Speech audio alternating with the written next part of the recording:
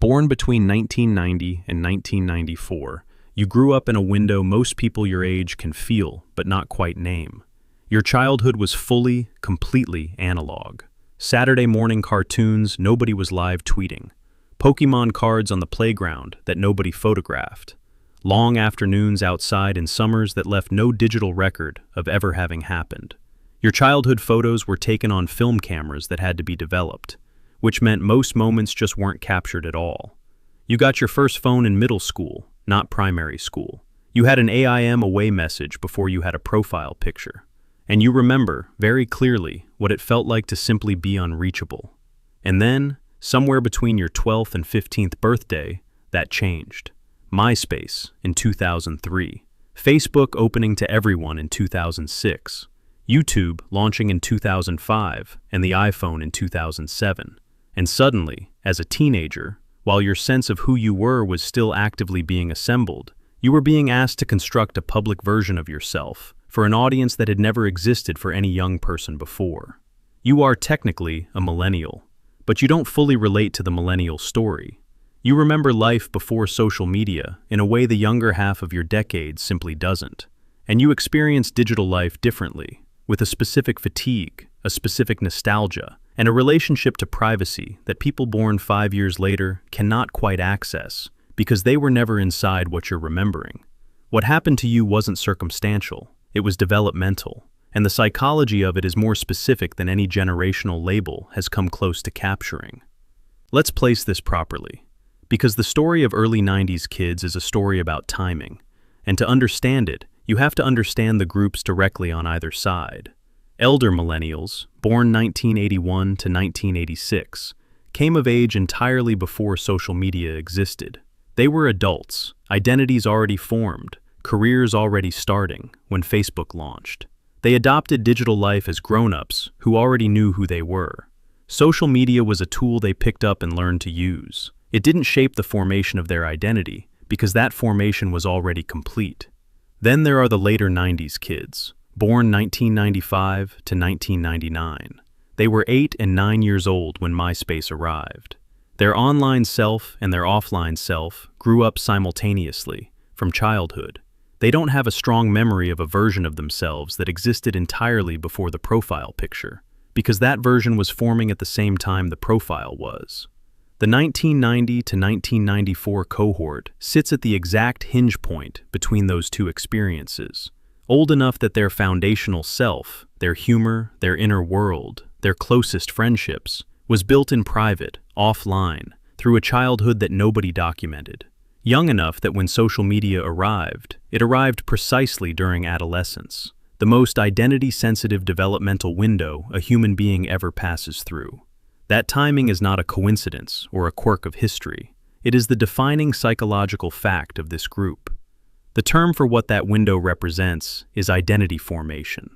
Developmental psychologist Erikson identified adolescence, roughly ages 12 to 18, as the single most critical period in which a person constructs the foundational architecture of who they are. He called it the stage of identity versus role confusion, the years during which a young person experiments with roles, tests values, absorbs feedback from the world, and gradually assembles a coherent self from the raw material of experience. It is the most sensitive stage in human psychological development, the one where external disruption leaves the deepest marks. For every generation before this cohort, that process happened in relative privacy, among friends, within families, through experiences that had no permanent record, no external audience, and no mechanism for public feedback. You became yourself in a space the world couldn't see. Stay with me, because this is where it becomes historically specific in a way that cannot be overstated. Picture this. It's 2004. You're 13 years old. Someone at school tells you to make a Facebook. You go home, you create an account, you choose a profile photo, your first deliberately chosen public image, and you write a short description of who you are. 14 words, maybe 20, a public performance of a self you haven't finished building, for an audience of classmates, family, and people you've never met. And here's what makes this extraordinary. In the entire history of human development, no generation of 13-year-olds had ever had to do that. Erikson's identity formation stage, that critical, fragile window, had never once involved a live public audience before. No previous generation had been required to perform a self while simultaneously constructing it.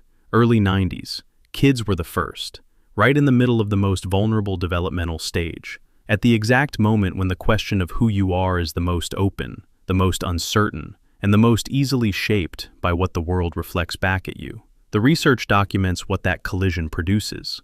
In a landmark study published in Nature Human Behavior in 2019, psychologists Amy Orben and Andrew Przybylski analyzed data from over 355,000 adolescents to understand when digital technology has its most significant impact on well-being. Their findings were specific. The strongest associations between social media use and psychological outcomes appeared not in childhood and not in adulthood, but during adolescence, precisely the developmental window when identity is most actively under construction.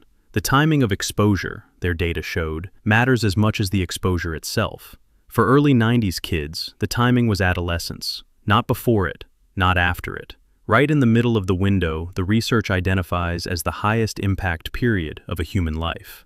And here is where the framing of this generation changes completely. Because the analog childhood is not simply a nostalgic detail. It is not just a collection of warm memories about Saturdays without screens. It is a psychological foundation built before the audience arrived. And research on identity development consistently shows that a self constructed in private, without the distorting pressure of public feedback, without the performance of an online persona during the formation years, produces something more durable than one assembled in public. Early 90s kids know something younger generations genuinely don't have access to.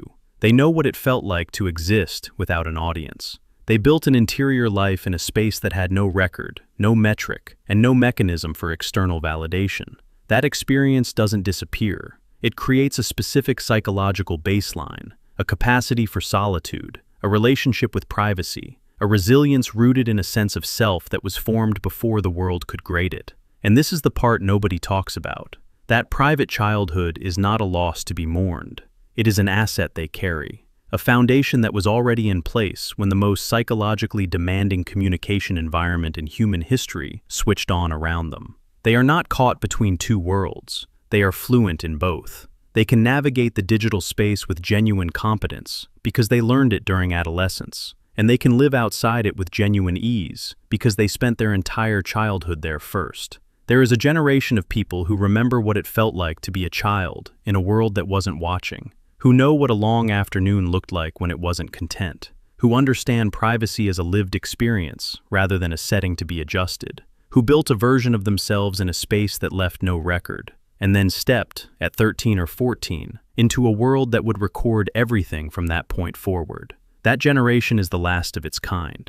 Everything born after grows up inside the audience from the beginning. Everything born before stayed outside it entirely. Early 90s kids had both, and both left their mark. The childhood that no one saw, and the adolescence the whole world could. If this finally names something you've been carrying without knowing what to call it, hit subscribe. There are a lot more videos here about the specific psychological experiences the mainstream generational conversation keeps failing to capture. And if this one landed, you'll want this next. The psychology of Gen X, the generation born 1965 to 1980, raised in empty houses, that built its entire identity around needing nothing from anyone, and has spent decades quietly living with what that cost. That video is right here.